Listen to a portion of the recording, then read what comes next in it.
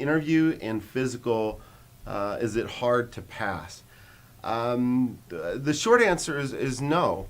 I went to the interview with my wife, and the questions were pretty straightforward. They came right out of the petition itself. The consular officer took the petition, opened it up, flipped through it page by page, and took the questions right out of there. So if both you and your, I'm assuming fiance or your spouse, if you're familiar with the petition, we recommend that you print it out. Both of you have a copy and sit there and just go through it page by page. And it's also highly recommended that you know each other, that you have a bona fide legitimate relationship.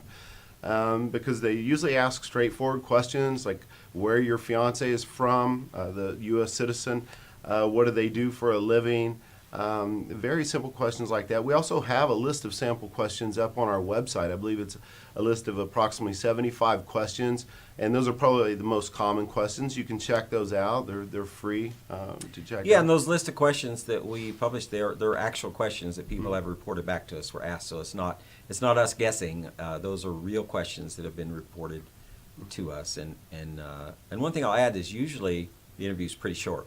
This is not like an employment interview where you might be there for an hour.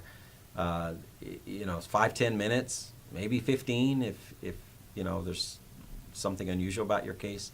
They're shuffling those people through there very quickly, and so you're not in. This is not a sweatshop operation. They're not going to set you under a big incandescent bulb and sweat you for answers. It's basically you're going to get in there. It's going to be bang, bang, bang, and you're out. So I wouldn't stress too much over it.